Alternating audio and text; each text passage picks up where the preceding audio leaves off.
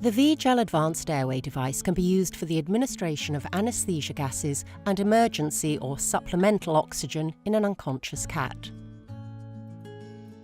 Ensure the patient is fully anaesthetised to a surgical plane of anaesthesia. The jaw should be relaxed and there should be no cough, gag or withdrawal reflexes present. Oxygenate the patient whilst you select the appropriate V-Gel. Using the size chart in the pack, select the correct size V-Gel according to the cat's ideal body weight. Confirm that the correct size has been chosen by measuring against the patient.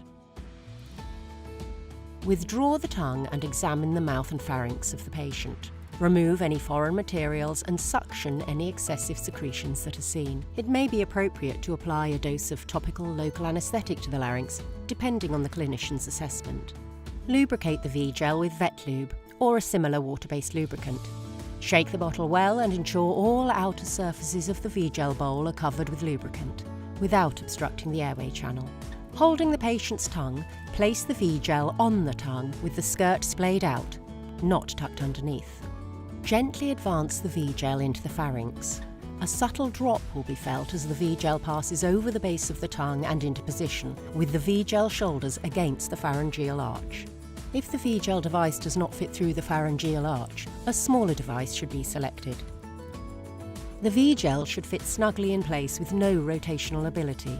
Confirmation of correct placement should be determined by testing for a patent airway, for example with a capnograph, gentle positive pressure ventilation, or a respiration monitor.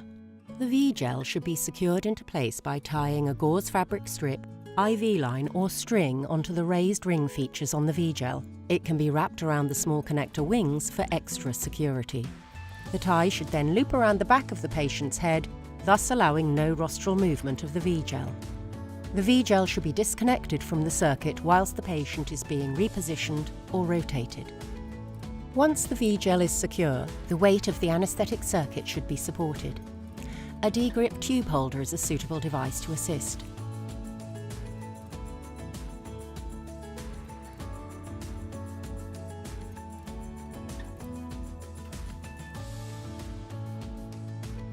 After the procedure is completed, allow the cat to recover whilst connected to a source of oxygen. The securing tie can be loosened from the cat's head. When normal reflexes such as the swallowing reflex or ear flick have returned, remove the V-Gel by gently pulling it out of the mouth. Often the recovery is smooth enough without obvious coughing or swallowing reflexes. The cats will often remove the V-Gel themselves. Unlike an endotracheal tube, there is minimal risk of the V-Gel being bitten and entering the trachea. If the V-Gel is tight in the mouth, or the cat's jaw has clamped down on the V-Gel, it can be useful to gently rotate it to make removal easier. Recycle or dispose of the V-Gel according to local rules.